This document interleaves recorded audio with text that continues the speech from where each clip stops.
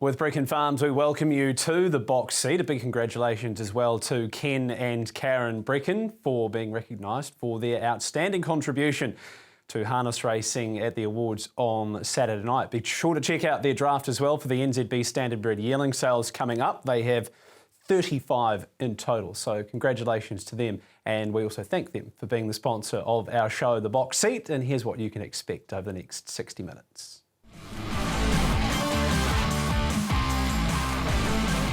Tonight, on The Box Seat, Cran Dalgety joins us to talk Republican Party. He's first up in Australia and what he's expecting from the run. We've got Jonny Cox with an update on PINSEEKER, how the budding star is coming along and whether a trip to Sydney is on the cards.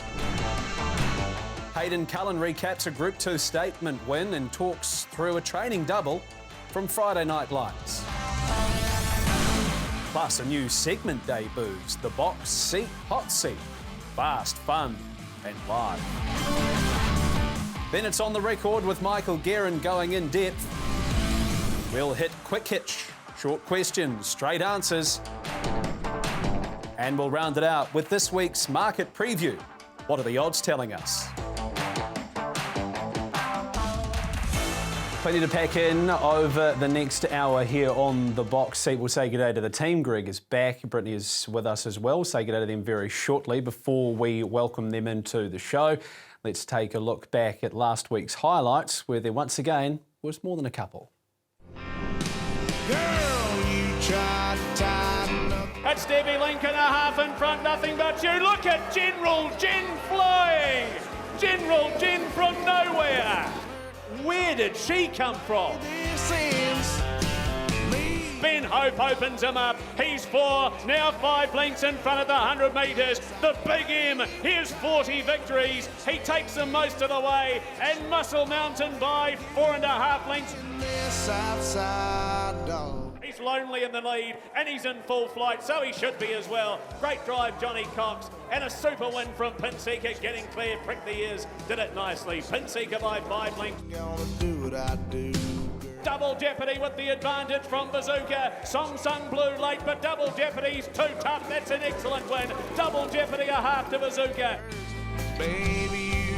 It's Valare inside the 100, Miss Woodville. Happy Harriet's rushing home. Valare has the front from Miss Woodville. And Valare will beat Miss Woodville. In front here is Johnny Lincoln. Mr. Mickey's flying now. Johnny Lincoln, Mr. Mickey flies. Couldn't get there. Johnny Lincoln to beat Mr. Mickey.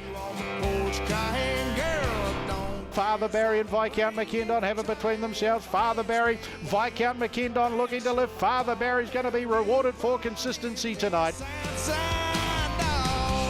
Chanel Noir goes through her gears quickly, 100 left to go. It's not Kathy. Chanel Noir with big strides is coming strongly on the outside. It's not Kathy. Chanel Noir, final stride victory. It's Practical Magic in front, then Domination's Call. Practical Magic in front, doing enough, and Practical Magic won the Wakawaiti Trotters Cup by a length. But it's the Big Lebowski, Commander Ben running on, then Cocktails and Caviar. The Big Lebowski, give him a cheer. What a win of 40 metres. He'll win by 4. The Big Lebowski, too big.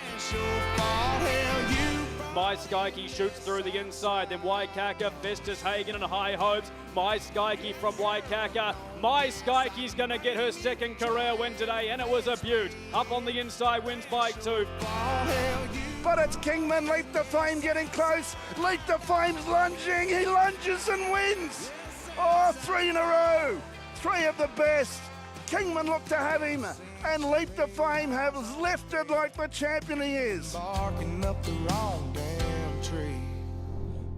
It's Kiang Zahara, 3 metres, rocking with attitude. Back in third is I'm Bobby, but Kiang Zahara balancing up. She's still got another gear to get to. Has 12 Group 1 wins, over $1 million in prize money, and she does it easily again. Me running off you on the porch crying, girl, don't guess I can blame you for trying.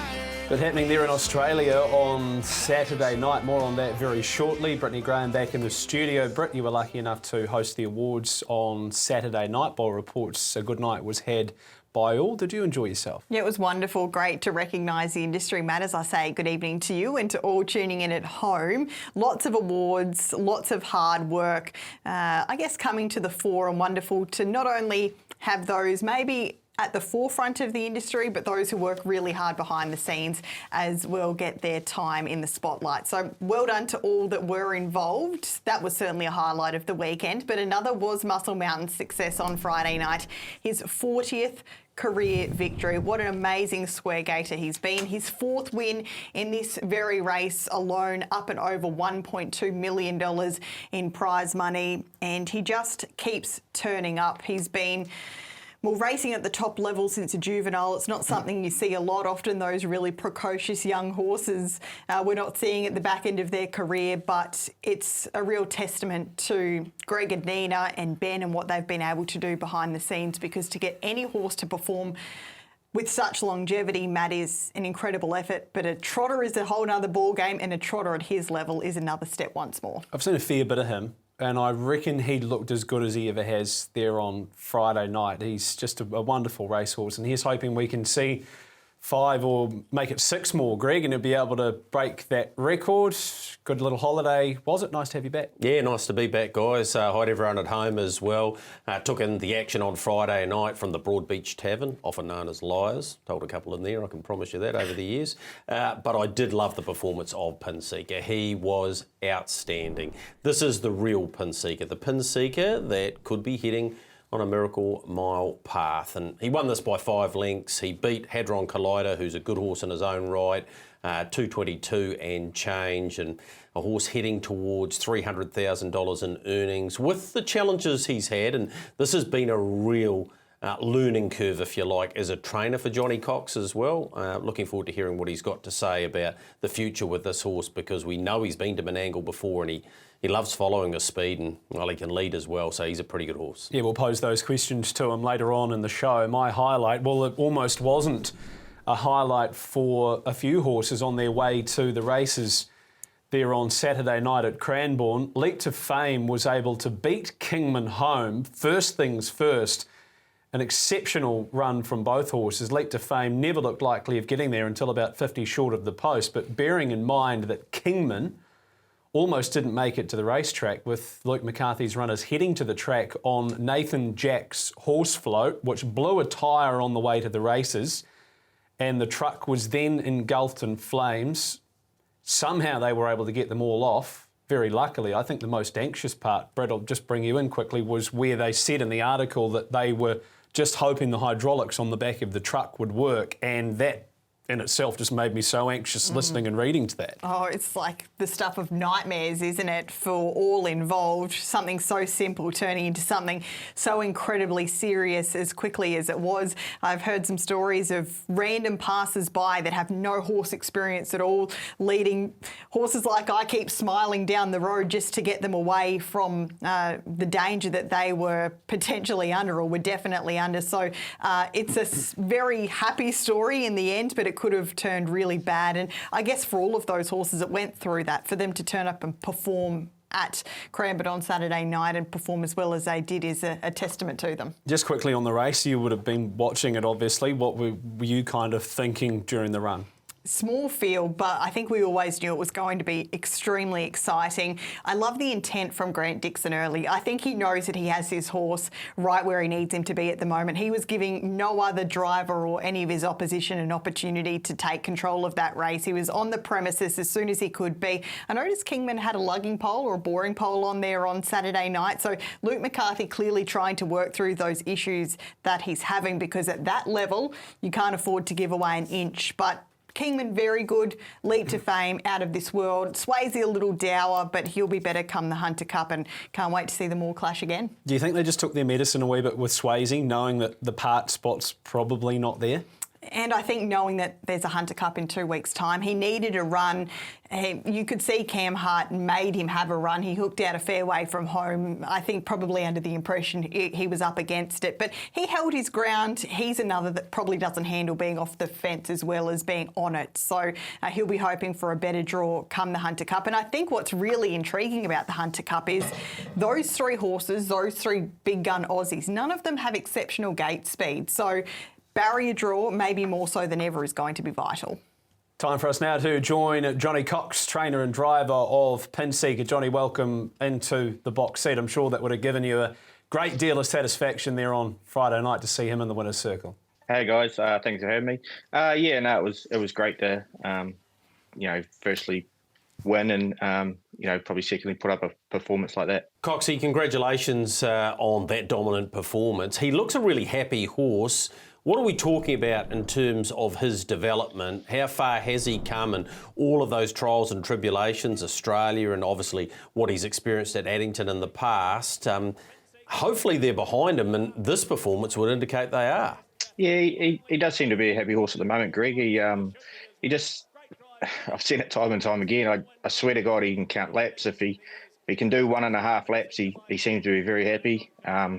Obviously, we haven't raced over distance since the New Zealand Cup, so we haven't given him a chance to pull or do anything silly. But, Omakau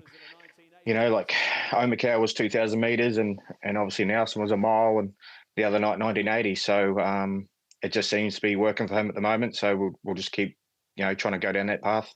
Yeah, home in 53.8. You've already made your way to Menangle before, and I know you're working on trying to get there again. Where is that at? And it must be frustrating from your point of view at this stage. Yeah, definitely trying to get him back. We hopefully get one lead up. We're hoping for 2 as well, but it'll probably just be 1 at the moment. On the 21st of February at this stage. It's Josh Devine's mentioned that obviously Debbie Lincoln's got to go home or head to Queensland after the mares race next week. So that sort of gives us 2 horses on the flight, and hopefully IRT might be able to scrape another one up from somewhere and have 3 on the plane and make a go of it. Hopefully about the 16th or 17th of February. Jonny, there's options on how to get to a Miracle Mile. Sometimes getting there is harder than the race itself because, of course, only 8 runners in that race and there's very limited opportunities. The Newcastle Mile is an option and that, I guess, gives a little bit of wiggle room and gives you 2 bites of the cherry, so to speak. Is that something that you've taken into consideration? Clearly, logistics have to come into play to make that work, but would he get around a smaller track like Newcastle? Yeah, it's funny, Brett. I actually never really thought of it before the other night. You'd mentioned it on trackside. So it was probably more the fact that if we got over there, go to Newcastle, didn't win it, we have to back up a week later in the heats. And then if we managed to run top 2, press on to the Miracle Mile itself and, maybe 3 hard runs in 3 weeks probably isn't really his go. I think you guys have mentioned it before. The Aussies seem to adapt to it pretty well. They race week in, week out, going better than 150. So if the flight if I can't get to Menangle before the 21st, it probably comes into play. But hopefully I can get to Menangle and on that 21st and give him a run. And I think it's just a free for all grade and then into the heats. And it's definitely not going to be easy, and we don't expect to be in the Miracle Mile itself. But if he can put up a solid performance, like say top 2, it's we might sneak in. And I guess another positive with the changes that Menangle have made to that carnival is that the consolation as such to the Miracle Mile, which is now known as the Light Horse Free For All, was previously run over 2,400 and 2,300 metres. It's back to a mile this year as well, so that gives you some options. It would appear as though you're just trying to keep the horse where he's happy now. You've fought the battle over distance, but you're now going to cherry pick your options with him a little more and try to keep him to the shorter distance racing. Is that the game plan for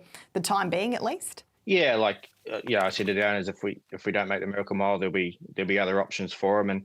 And at this stage, he's probably looking at staying on for a bit longer after the Miracle Mile and try and utilise that mile racing at Sydney. And they race for 20 grand every week, and there's either a rated race or a free for all. So at this stage, he's probably looking like you're not coming home anytime soon. But we've got to do the best thing for the horse, and like I keep saying, that he thrives on mile racing or short course racing, and that's the place to be. All right, we look forward to following his progress, Jonny. Thanks for joining us on the show. Good luck. Cheers, guys. Thank you very much. As promised, we have Cran Dalgety joining us here on the box seat, one half of the Kentuckiana partnership along with wife Chrissy. Cran, first things first, you went back to the awards there on Saturday night, the second time that you have trained a horse to get Horse of the Year, Chris and me being the first of those. Must have been a really satisfying moment to see his name read out. Oh, no doubt. It's a very big thrill because, like I said to the owners, the amount of horses bred a year, then you get down to a big race, you might be 12 or 15 in it, and then you get down to the one who's actually supposed to be the favoured better one at that chosen time. So great thrill all round. Incredible season for him, Cran. 9 wins, 4 at Group 1 level, and now you're going back to where I suppose the last 12 months was decided really, and that was the growing up of this horse with a campaign in Australia which culminated in a placing in the Hunter Cup and a luckless one, and you're on that target again. As we look back at some of these Group 1 winning performances, this is, as you call him, Stewie at his best in front and defying them to run him down. What's the difference we're going to see in this year for Republican Party, and does he need to improve that much? Well, yes, he does, actually, because unfortunately Leap to Fame's improved a lot, and we have a new boy on the block, as in Kingman, who has got better and better. So it won't be for the faint-hearted, but we have racehorses and they're here to race, and I'm up for the challenge, so I've just got to put young Stewie up for the challenge. I believe it's his third trip across to Australia now, Cran. He went to Menangle as a 4-year-old from memory, and he's done plenty of other travelling up and down the countryside. He and you are both now in Melbourne. How have you travelled across? He was actually a little bit tired also the first day. He just had a bit of a mission. He went on, he had 50 friends, 50 thoroughbreds from the Auckland Cracker Sale that come across too. So it was a very, very big bus load of horses on the plane. It was a big 747, and he was one of them. So he had a lot of friends travelling. You go to Kilmore on Saturday night with him, and it's not dissimilar to the preparation that he had this time last year, albeit his pre-run, so to speak, to the Hunter Cup was at Melton last time around, but he's lobbed up in the Kilmore Cup. Small field, but he's got a positive barrier draw. Leap to Fame has to overcome a second row draw, so it looks a great starting point to this campaign. Oh, very much so, and obviously it would be needed on our behalf too, with the Superstar Leap to Fame won the second row, so we've got a slight advantage on him in the first part of the race, and being over 2180 metre, it's more of a so-called sprint distance, so we'll try and get to the start and the finish line quicker than all the rest. A few weeks between runs, clearly, Cran, since he won at Auckland, so tell us what you've done with him and how pleased you have been with him. Well, if I probably rewrote this script for this particular trip, I would love to have had a race between his last one, because race to race is going to be 5 weeks, which is not perfect. But he's had 2 sort of public outings, not major trials, but he's had a serious training round at Eddington, then he had a serious training round in Pukekohe with 2 GPs with him. So he's as fit as we can get him. So we're just going to put him under race conditions now and hope we're as close to 100% as we possibly can be. The Hunter Cup is obviously the main aim, but then only a few weeks after the Sydney Carnival rolls around, we've just heard from Jonny Cox that PINSEEKER's heading in that direction. Is that something you're going to consider with Republican Party, or is he just focusing in on Victoria before heading back to home base? I would love to be there, but just for him being a small horse, we've just found over the years those big mile tracks, the big ones seem to gobble them up. As good as a good little horse he is, I do think some of the more superior horses will be a bit good for him. So unless something really silly happens the next 2 weeks, we really jump out of the ground. But at this stage, probably more not than yes. Cran, just back to Thursday night, we are in fact this week at Addington. You've got a 2-year-old lining up called Roger That. What can you tell us about him? I see G.A. Rogerson is in the ownership. Yes, and he's put a lot of pressure onto me. He wants to be running in first place, like every owner, of course. But no, he'd have a bit of a character, and the horse is actually really good. He actually bred the horse, and we actually sold him. I actually brought him off him naturally from the sales.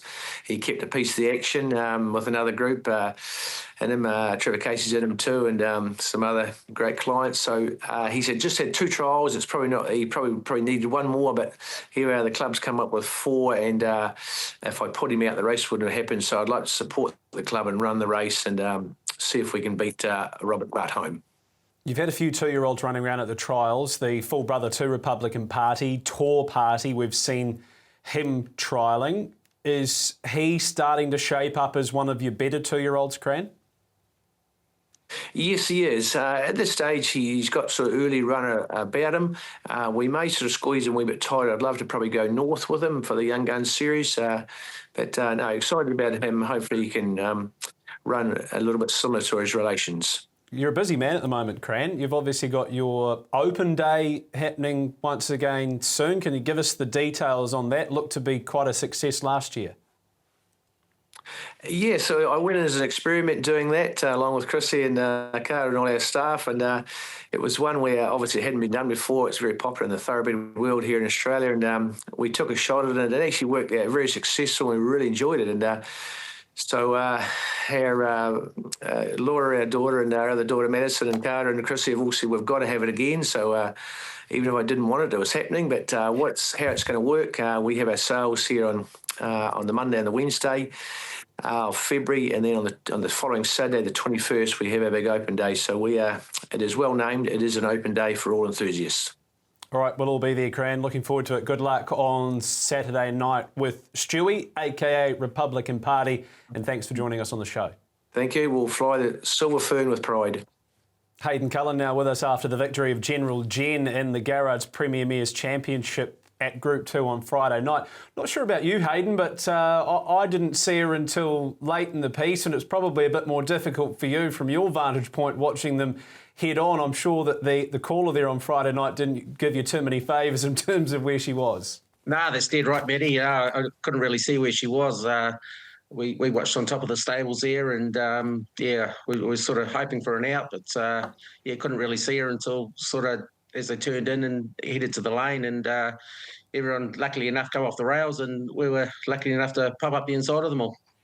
Great stuff, Hayden. Not often horses get up from that position in any race at Addington, let alone at group level. But what it did show is something we haven't seen that much from General Jen because of her gate speed, in which she draws well. You need to use it. But she exploded here, didn't she? Has she shown you that often at home? Yeah, she's always sort of been like that, Greg. But just as you said, she's got terrific, great gate speed, and she sort of can get away with it in the weaker company, and maybe, she won a size stake seat in an Evely heat, and, she was good enough to get away with it in that. But once you get up against those, Group 1 quality horses, and you've got to sort of make your own luck, she's probably just not quite strong enough to do that. But, Blair went out with the mindset to drive for a bit of luck, and we know how quick she is, and, it would have been hard for him to drop her back to the rails because he loves to put them in the race. But, she went super. I tell you what, the way she ran through the line, and even the 150 metres past the line was even more impressive for mine, sets her up beautifully for the Fahey Fence-Eye New Zealand Breeders, which she's now into third favourite for. How's she come through it? Yeah, you wouldn't even know she's had a run, Greg, to be honest with you. Look, leading into that race last week, we've been really pleased with her.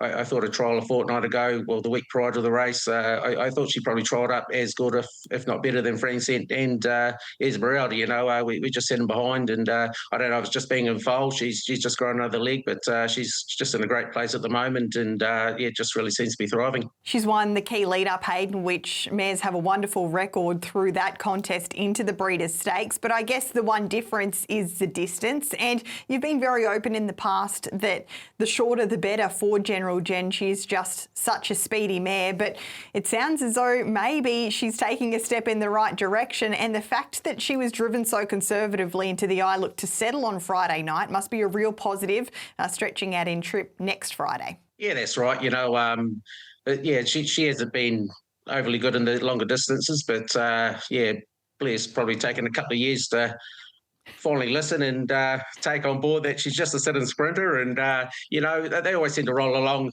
in those better fields, and if we can get a nice barrier draw and she can be handy, she just showed how quick she is, just coming off the back of speed. As you mentioned, she is in foal, which was a little surprise when I saw that, only being a 4-year-old mare, but her time is limited on the racetrack. How much longer will we see her?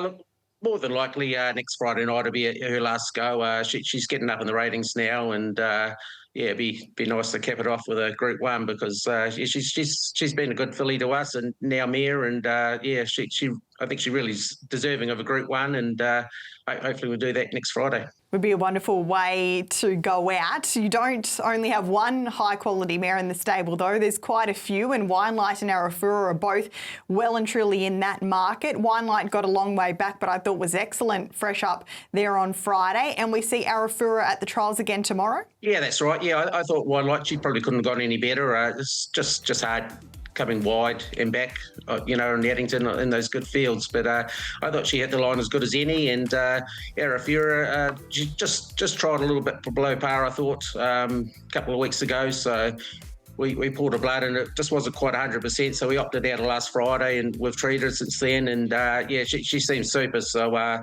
she couldn't be happier at the moment. So we'll just give her a quiet trial tomorrow and she should be good to go for Friday night.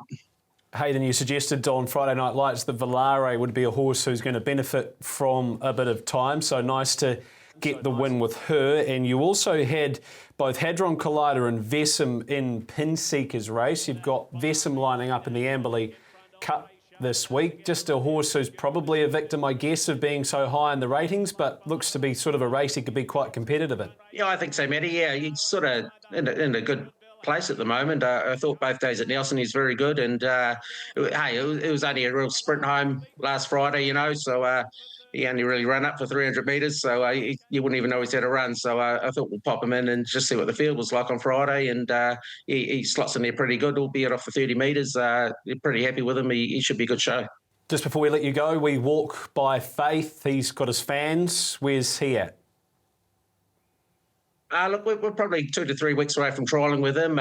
We just had to stop to let his foot settle down, and as soon as we done that, he come right pretty quickly. Bit of bad timing, but the bit of a let-up hasn't really phased him, so he's put on a bit of weight, and he's looking great. So, we'll look to have him at the trials 2 to 3 weeks' time and head off to Auckland again with him. Nothing wrong with putting a bit of weight on, Hayden. We've all done it over the summer period. Thanks for joining us here on The Box Seat. We'll chat to you soon. Cheers, guys. Thanks very much.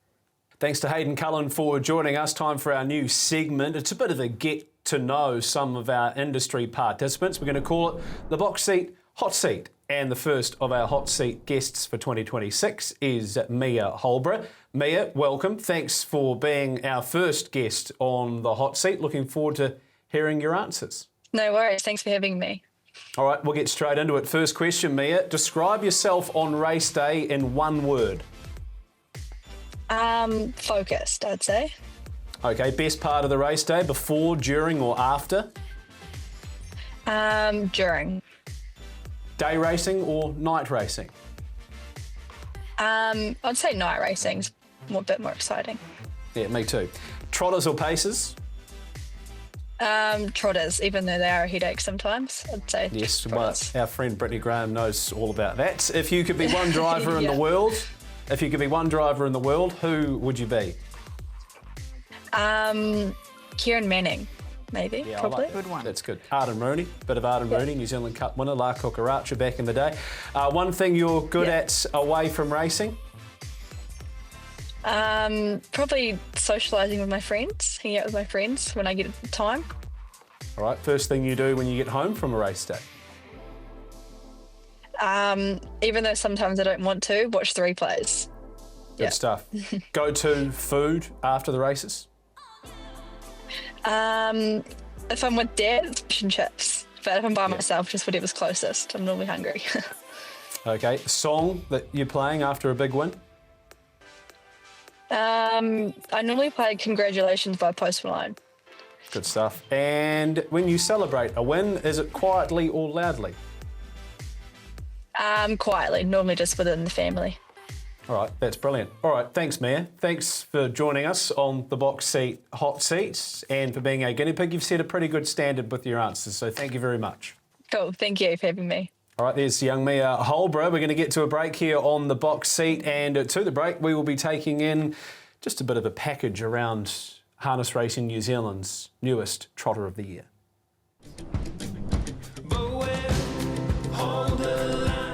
Win the leader. He's a neck in front from one overall. He's not going to get off the canvas and beat him. Beaten Win too good first up. He's in for a good campaign. Cause we both know that we'll be fine when you can finally make it home. Beaten Win win. Muscle Mountain a neck away. Hidden Talent having a crack at the pier. Beaten Win, he's got a fight for glory. Beaten Win wins the Bradshaw.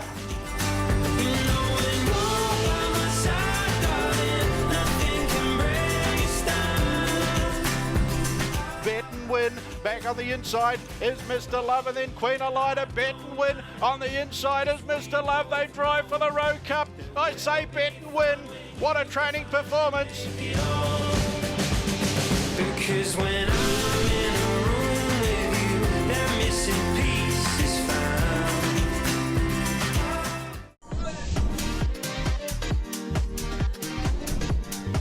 No trainer wants to farewell a star, especially one at the peak of her powers. But on Friday night at Addington, General Jen delivered something special on her retirement tour. 5 back on the markers in a sprint, a race that looked all over. Then she launched, exploding up the passing lane, charging past the leader and turning the final 100 metres into pure theatre. Wins like that are rare, at this level almost unheard of. Late into the picture, but winning going away. One burst, one moment, one statement was enough to capture the pacer's performance of the week. Well, that's the performance of the week. There was highlights over the performances of the year at the Harness Racing Awards on Saturday night. Brittany Graham and Michael Guerin co-hosted the awards. Britt, give us a bit of a recap what the vibe was like there, and I guess there was no real surprises, was there, with the awards? No, I guess the big conjecture award was the 3-year-old pacing colt or gelding of the year. I would have loved to see them share at Marketplace and got the chocolates, but Marketplace with his 2 derbies was able to come out on top. But wonderful turnout. My first time attending the awards here in New Zealand, and I thought it was really well attended by those who were winning awards and those who weren't, that went along to support. Really well put on by HRNZ and Addington Raceway, and it was wonderful to get everyone together to celebrate. Not something we get to do a lot in this industry. I think I heard a few people say that you got Johnny Dunn and the Diamond Racing team up when you were doing the Marketplace Award. You're right, it's a kind of a 50-50 split in terms of their records, so it was nice of you to give them some plaudits, I guess. Well, it was just one of the stories of the year, wasn't it? That rivalry towards the back end of the season. You've spoken about it, and the, I guess, challenges that they had between each other, and the most exciting bit is that we get to do it all again this year, hopefully. All right, they're all up on hrnz.co.nz if you want a bit of a recap of those awards. Michael Guerin is with us. You were there as well. Michael, you just never stop working, my friend, do you? And you're back on the show with us again tonight to give us your thoughts. But just a quick recap from yourself, your opinion on the awards. Great fun, really cool moment for everybody to get together. I thought some impressive youngsters were seen there, and I know he's not that young, Wilson House, because he's part of our racing life these days, but the way the young man who won Junior Driver of the Year came up and spoke so modestly and handled himself really well. It's away from the racetrack because lots of people there, including me, were watching Leap to Fame winning at Cranbourne, but for me, the personal highlight was him and some of the other youngsters and the way they handled themselves. So that was my standout. Haven't had a lot to do with Wilson over the last couple of years because he predominantly drives at meetings I'm not at. But Matt, if he is indicative of the young people we have coming through the ranks, we're in pretty decent hands in that regard. Yep, we had some great battles between Wilson, also Sam Thornley and Carter last year, and they all did very well in terms of their media requirements. All right, Michael, we've got On the Record coming up. You know the rules, my friend, a little bit like Quick Hitch. It is a time constraint segment, but you can fit it all into 2 minutes, my friend. You can get away with it. Well, I'll tell you what, it was really comforting at the awards and very impressive the way people did handle themselves. And that's from the hands out for the handshake, the way people spoke to each other, the way that people dressed and conducted themselves. And we're coming up to the yearling sales time. We're going to ask, as an industry, we are going to ask people to spend hundreds of thousands of dollars and commit to spending maybe $30,000 a year in bills.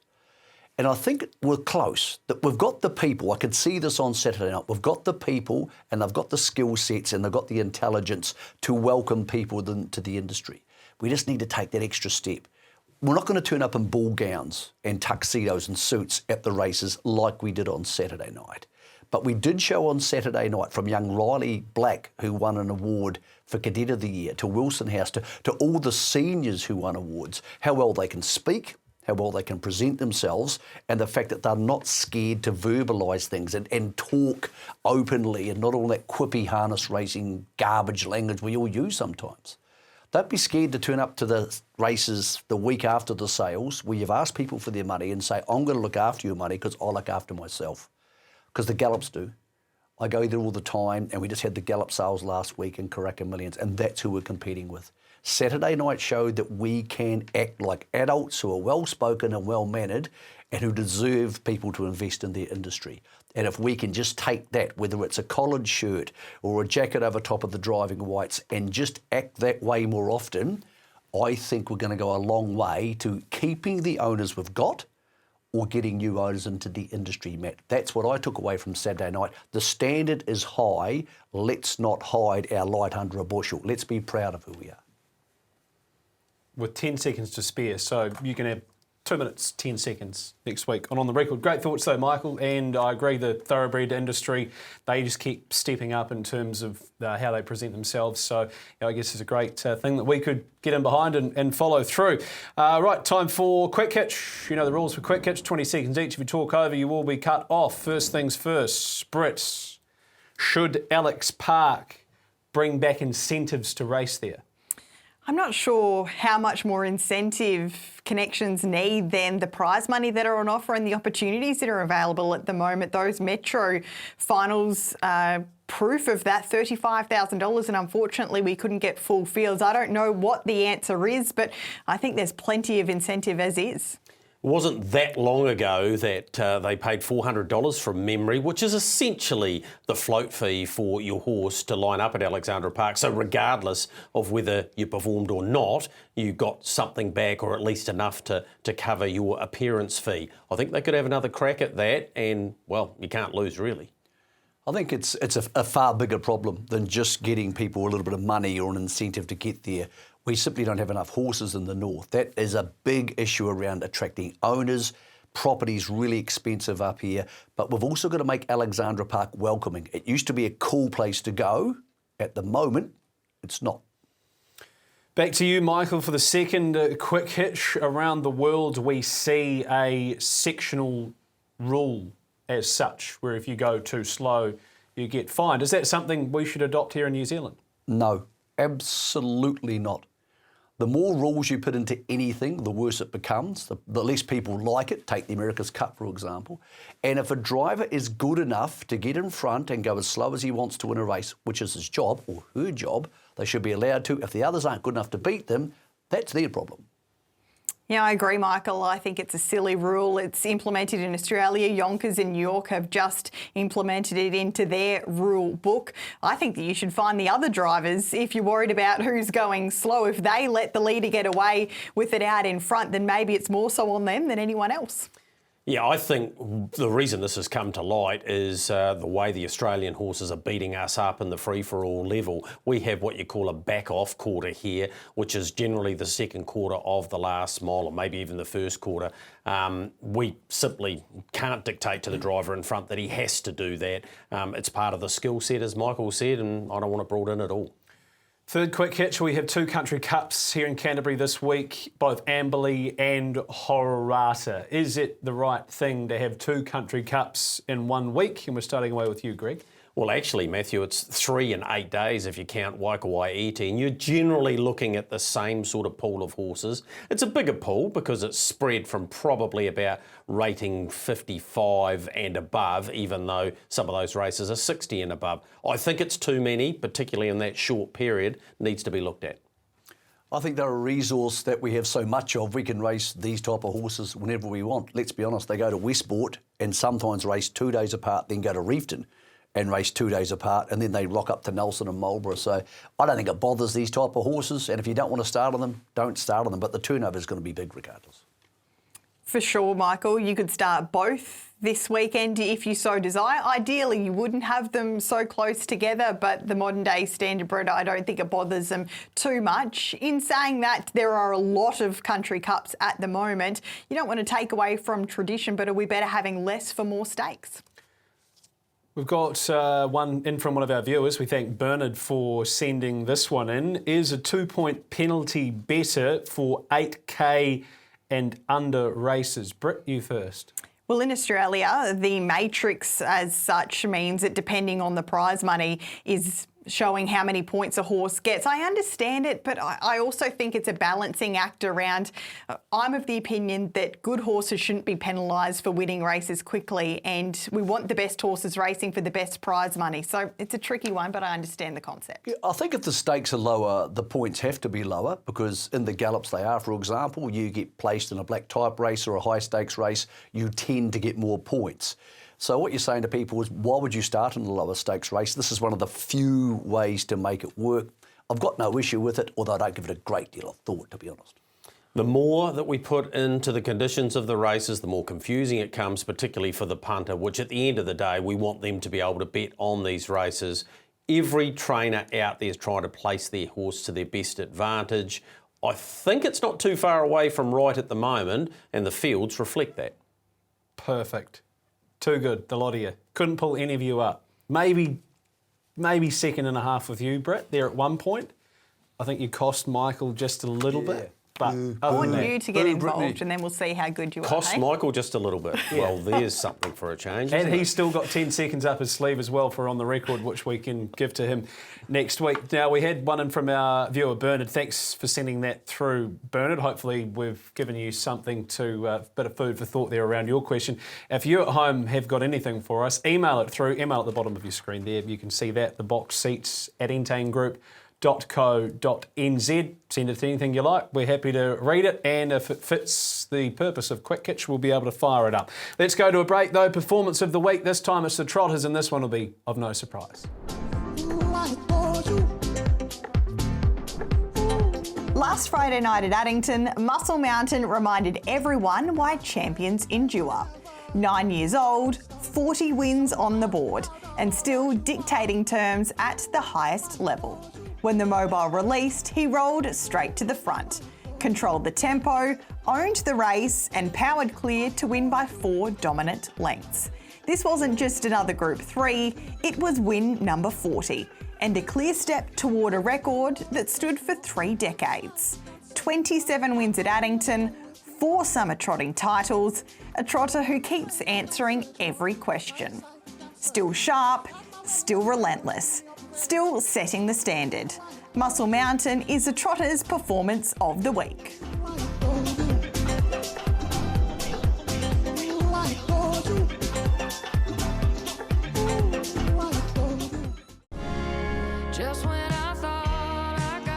Here's what's coming up on the harness racing calendar this week. Wednesday, the 4th of February, the Waikato Bay of Plenty Harness kicks things off with the Waikato 1st February meeting. Thursday the 5th, it's Waitangi weekend race night from Addington as the New Zealand Metropolitan Trotting Club takes centre stage. Then Friday night lights, Friday the 6th, Waitangi night at Auckland's with the Auckland Trotting Club, plus grass track racing at Rangiora as Amberley Cup Day takes over for the Amberley Trotting Club. And on Sunday, it's Sunday Sesh, Wairio Cup Day from Winton, with the Wairio Trotting Club alongside Hororata Cup Day at Methven with the Hororata Trotting Club.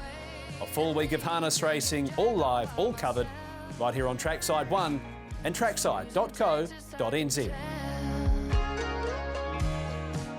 First things first, let's take a look at Addington Race 8 on Friday night. Euro style, can she bounce back, Britt, from a bit of a head-scratching performance last week? Tell you what, loved the trial of Bounce and Beyond though.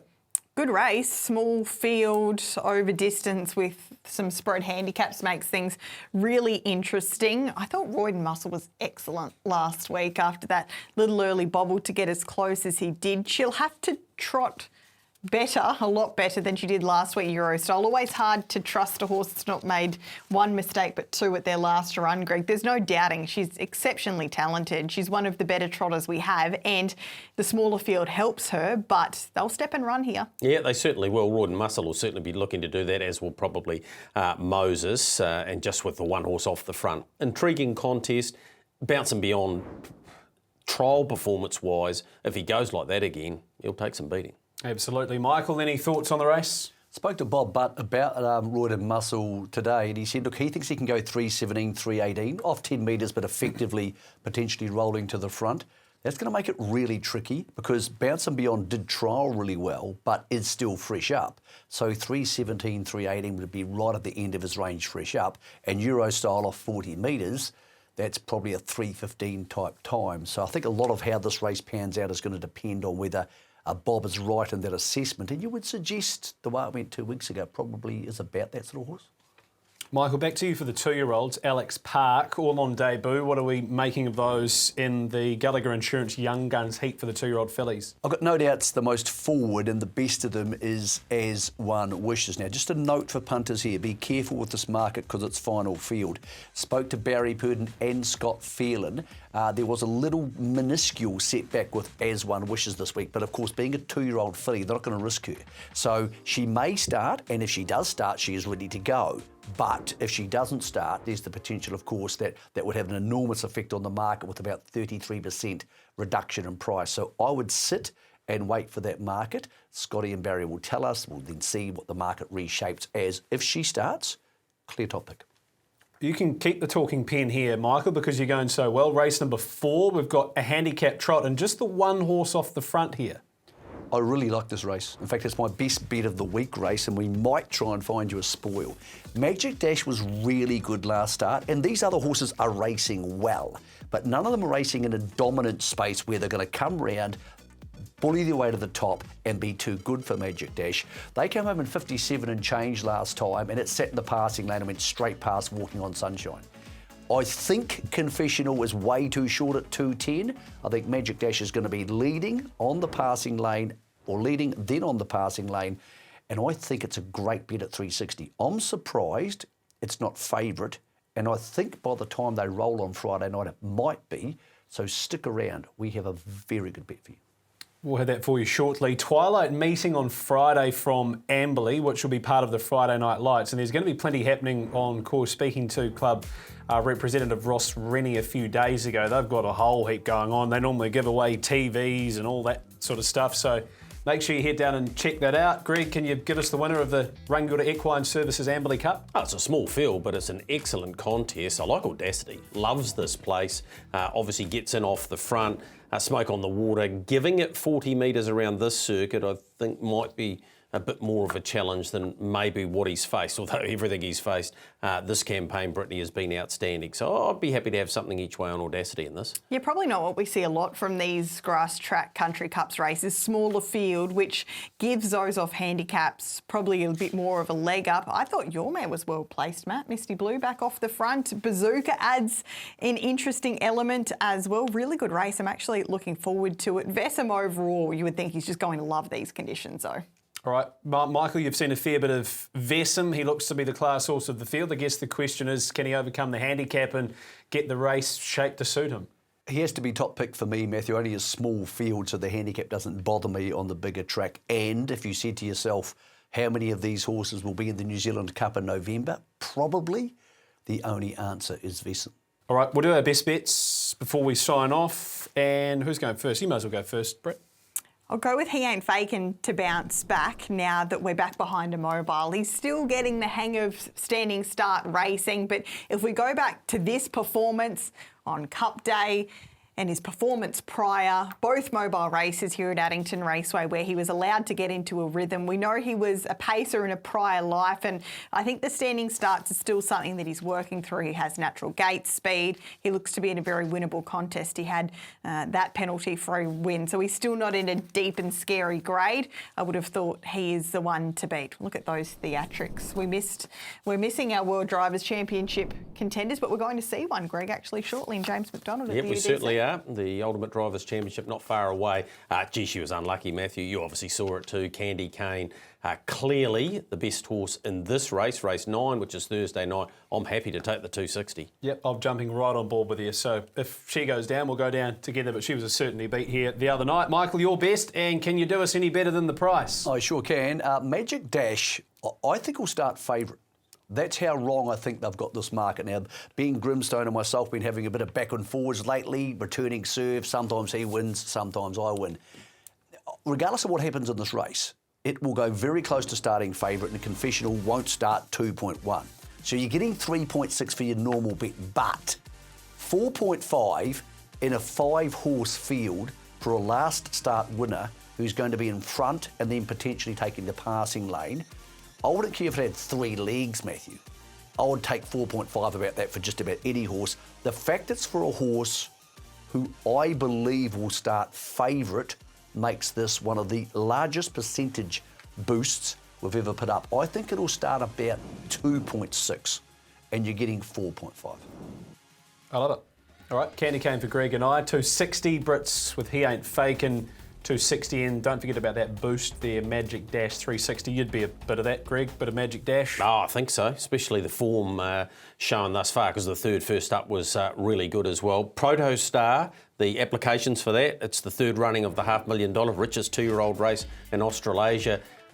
We haven't had a Kiwi in it thus far. Gee, it'd be nice to add to that carnival, Brittany. It would be super, and for $500,000 Australian, why not? So for those connections that have a nice horse that's showing some good promise, I'd certainly express some interest, because it fits nicely in the middle of the year for those who show early promise, or maybe those who are being wrapped in cotton wool at the moment. Why not roll the dice? I know where I'd like to be during winter. I actually might go there. Yeah, why not? Hey, a special shout out too to Lawrence Hanrahan. Actually caught up with him today. He's been in a bit of trouble hospital-wise. He's still in there. He's got a challenge ahead of him, but he was in good spirits today. So, Lawrence, we're all thinking of you. Hope you get well soon, mate. Yeah, he's a big part of the industry, of course, the horse ambulance man, a very good trainer in his own right with horses like the Tough Nut Marika. So thoughts are with you, mate. Hope you get well soon. Yeah, echo those thoughts, Greg, as we wrap up the show. Michael, thanks for joining us. See you next pleasure, week. Matt. By the way, sales are getting really close, and because we've had the big gallop sales, we haven't paid much attention to them yet. There's some really, really strong catalogued horses there. Go to NZB Standard Bred and check it out over the next couple of days. You might be really impressed with what you see.